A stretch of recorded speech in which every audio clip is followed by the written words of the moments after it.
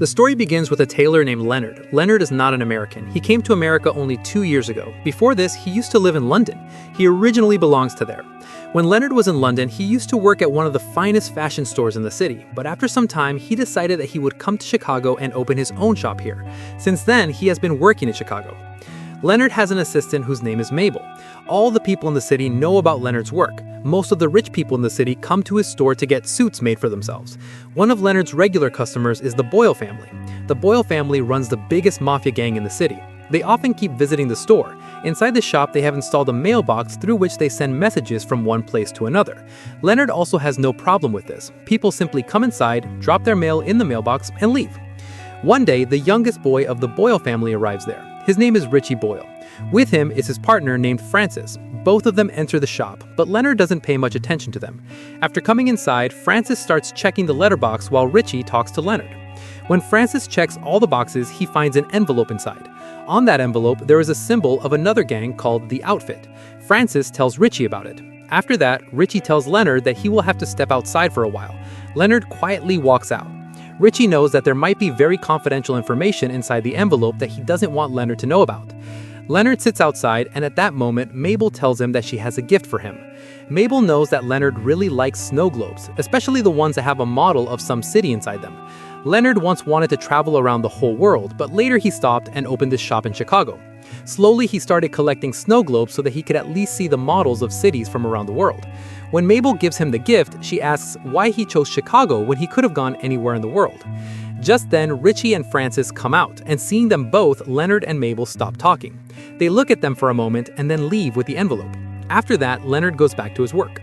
Mabel is also there, and while they are talking, Leonard tells her that nearby there is a watch shop where a young man works. He is a good-looking boy and he likes her. He even asks Leonard if he could talk to her. Leonard asks if she would like to go on a date with him, but Mabel says no, because there is already someone else in her life whom she likes.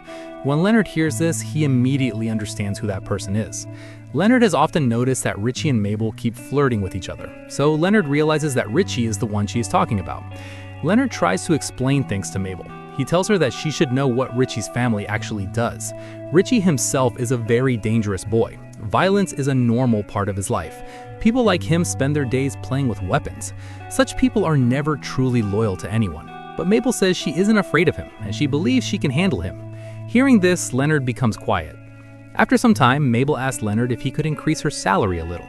She says she is saving money because she also wants to travel around the world. Leonard replies that he will think about it, but she will have to work harder than before and also improve her work. Right now, her work isn't that good. When the clothes come back from the laundry, she doesn't fold them properly, so she will need to do better. Mabel says she will try. Soon evening arrives and Mabel leaves, but Leonard is still inside the shop working. As night falls, Leonard gets sleepy and falls asleep at his table. Suddenly, he sees a flashback from his past and wakes up. He realizes that someone has opened the door and entered the shop. Slowly, he walks toward the door and then sees Richie inside. Mabel is also there. These two often come here to spend time together. Leonard quietly watches them. Richie hides nothing from Mabel and starts telling her things about his family again. Today, he talks about Francis. He tells Mabel that Francis is not actually his friend, but his brother, whom his father adopted. That is why Richie doesn't like him. Their father prefers Francis more than Richie. Recently, Francis believes that there is a traitor inside their family who is leaking information. For some time now, their business has been suffering losses. Another gang called Lafont has been after them. Richie says that his father listens to everything Francis says, but Richie has never liked him. He isn't really his brother. Francis once saved his father's life when some people attacked him, and because of that, his father adopted him out of gratitude. Now, Richie is forced to call him his brother, and he hates that. From the other room, Leonard is listening carefully to all of this. Suddenly, something slips from his hand and falls to the floor with a loud sound. Richie hears the noise. Richie and Mabel come toward that room, but before they enter, Leonard pretends to be asleep. When Mabel sees him, she tells Richie that they should leave because she doesn't want Leonard to wake up, so both of them leave. Time passes like this, and after a few days, Richie and Francis come back to the shop again. As soon as they enter, they check the mailbox and find several letters. Inside, there is another envelope that the Outfit gang wants. When they open the envelope, they find a cassette tape and a letter inside it. They take it and leave. But later in the evening, they return again. Leonard notices that Richie is injured. There is a gunshot wound on his stomach. Both of them try to support him. Francis immediately calls his father Roy, who is also Richie's father, and tells him everything. He says that the Lafont group attacked them and Richie has been badly wounded, so Roy should come there as quickly as possible. Roy says he is on his way. Leonard sees that Richie's condition is getting worse. He tells Francis that they should take him to the hospital, but Francis refuses. He says they cannot go to a hospital because it will make things worse. Instead, he wants Leonard to stitch Richie's wound. Hearing this, Leonard is shocked. He says he is just a tailor, but Francis insists that he must do it if he wants to save Richie's life. Finally, Leonard agrees and starts stitching the wound. Richie is in terrible pain because he hasn't been given any anesthesia. After some time, he loses consciousness because of the pain, but Leonard keeps stitching carefully. After a while, the bleeding finally stops. They come outside. Francis opens a briefcase and takes out the same cassette tape. Just then, Leonard also arrives there. Francis tells him to take care of Richie while he goes out. Leonard says they should take Richie and the briefcase somewhere else because he doesn't want to get involved in any trouble. But Francis says this is the safest place right now. He cannot move Richie anywhere. He needs to go outside to bring a cassette player. Leonard doesn't understand. Then Francis explains that someone has been spying on their family. Someone secretly wiretapped the conversation of a member of their family while he was talking about their business. That recording is inside this cassette. The person who recorded it is working with the FBI. They wanted to play this cassette, but before they could do it, another gang attacked them. Now every gang wants this cassette because it could destroy the Boyle family. Francis says he must bring a cassette player quickly so they can listen to it and find out who the traitor is. No one knows that Richie is hiding here, so Leonard must take care of him until he returns. After saying this, Francis leaves. Leonard goes back to his work. After some time, Richie wakes up and comes outside. His condition is much better now. Leonard tells him he should rest, but Richie sits down and Leonard tells him that he knows everything now. He says there is a traitor inside Richie's family who spied on them. Francis has gone out to get a cassette player so they can find out who it is. Leonard asks Richie if he suspects anyone. Richie starts thinking. Leonard tells him that the traitor must be someone who knows almost everything about their family. But it might not be someone related by blood. It could be an outsider. Leonard also warns him to stay alert because if the traitor knows about Richie, he might also know that he is hiding here. Richie keeps thinking about it, then Leonard suddenly says something shocking. He says the spy is actually him. Richie stares at Leonard for a long time and then starts laughing. He says Leonard tells very good jokes. Leonard also smiles and asks why Richie thinks it cannot be him. Richie replies that Leonard is just an ordinary tailor who spends the whole day doing his work. Leonard calmly says that he was not just a tailor, he was a cutter. There is a big difference between someone who cuts fabric and someone who only stitches it.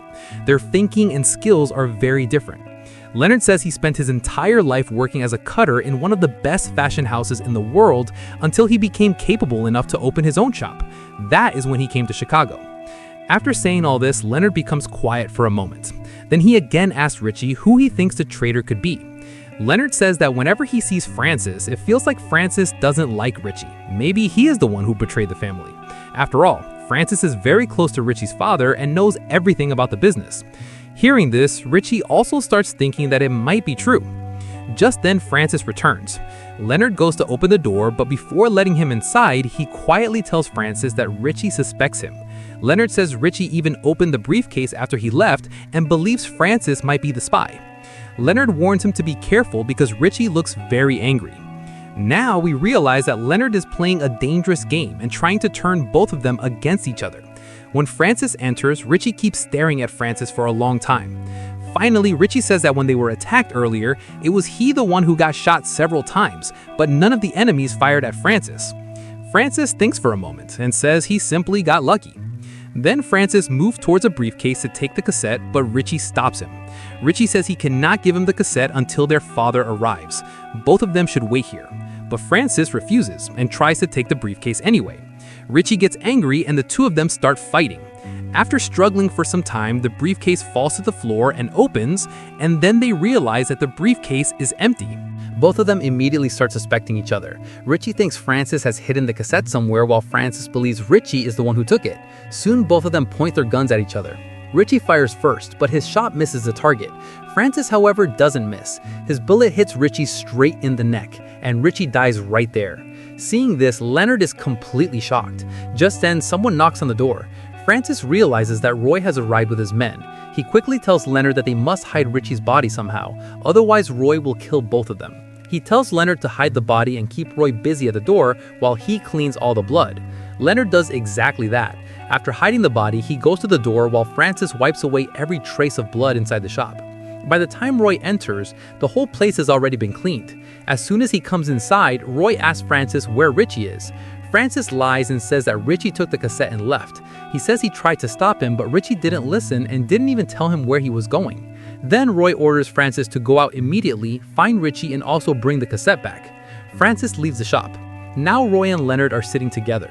During their conversation, the topic of gangs comes up. Roy explains that the most powerful gang in the world is called the Outfit. Their members are spread everywhere. There is hardly any country in Europe or America where they don't have people. They knew that the biggest gang in Chicago was Roy's gang, so the Outfit contacted him and suggested that they should work together. Roy agreed. But later, the Outfit discovered that someone inside Roy's family was secretly leaking information to the Federal Bureau of Investigation, so they sent the cassette to help identify the traitor. Roy says that once they listen to the cassette, they will know who the spy is. That's why the cassette is so important. Hearing all this, Leonard asks why Roy is telling him these things when he never talked about his gang before. Roy then says something suspicious. He says Richie's coat is still here, and Richie never goes anywhere without wearing his coat. That means someone is hiding something from him. Roy immediately points a gun at Leonard and demands to know where his son is. Leonard doesn't know what to do. Just then, Francis returns and he is pointing a gun at Mabel. Seeing this, Leonard realizes that if he tells the truth, Francis might kill Mabel. So Leonard quickly starts making up a story. He says that when Francis and Richie went to meet the LaFont gang, Francis managed to kill 4 men, but Richie couldn't kill anyone. Because of this, Richie felt very embarrassed and wanted to prove that he was capable too. Roy asks why Leonard didn't tell him this earlier. Leonard says Richie warned him not to tell anyone and threatened to kill him if he did. Roy starts believing Leonard's story. Then Roy asks Francis why he is pointing a gun at Mabel. Francis replies that Mabel is Richie's girlfriend. After Richie left the shop earlier, Francis went to Mabel's house thinking Richie might be there. Richie wasn't there, but Francis saw bloodstains on the carpet, so he believes Mabel knows where Richie is. Now they point their guns at Mabel and start forcing her to speak. Seeing this, Leonard steps forward to stop them, but Roy warns him to stay out of it. At that moment, Leonard remembers flashes from his past life. We learn that Leonard once had a wife and a daughter, but both of them are no longer alive. They died long ago. Leonard thinks of Mabel like his own daughter, and now he begins thinking of a way to save her. Suddenly, the phone rings. Leonard answers the call, and after hanging up, he tells a lie. He says Richie just called. According to Leonard, members of the LaFont gang are chasing him and he is hiding in a house on Street 31. Richie wants Roy and his men to come help him. Hearing this, Roy immediately leaves with his men. However, Francis decides to stay behind. He says he wants to keep an eye on Leonard and Mabel because they might be lying or might even go to the police. So Roy leaves while Francis stays in the shop. As soon as Roy leaves, Leonard reveals the truth. He says the phone call was fake and he deliberately sent Roy to Street 31 because LaFont gang members are there. They will most likely kill Roy and his men. Then Leonard says something even more shocking. The real spy is Mabel. Richie used to tell her everything about the family, and she secretly passed that information to the LaFont gang in exchange for money. Mabel wanted a lot of money so she could travel around the world.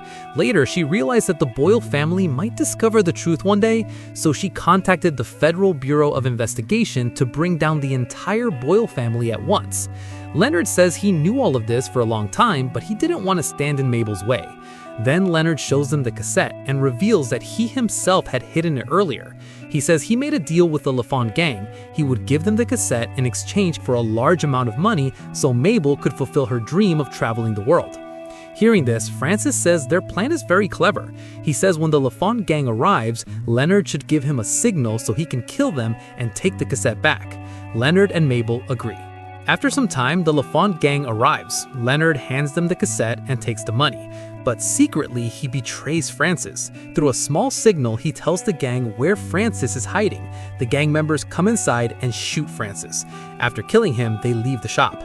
Now Leonard sits down with Mabel and reveals the final truth. He tells her that the cassette she just gave to the LaFont gang is fake. It only contains his own voice recording. Leonard says that he was the one who placed the cassette in the mailbox earlier under the name of The Outfit. The real cassette is still with him. He gives the real one to Mabel and tells her to deliver it to the Federal Bureau of Investigation. Once they receive it, they will arrest all the remaining members of the Boyle gang, as well as the LaFont gang. After saying this, Leonard gives Mabel all the money and tells her that she can now fulfill her dream and travel around the world. Mabel finally leaves the shop. After she goes, Leonard starts pouring oil all over the shop so he can burn the place down and destroy all the evidence. But just as he is about to set the fire, Francis suddenly stands up again. He is still alive. Francis shoots Leonard, but the bullet only hits his shoulder. Leonard stands in front of him and calmly says that Francis probably doesn't even know who he really is.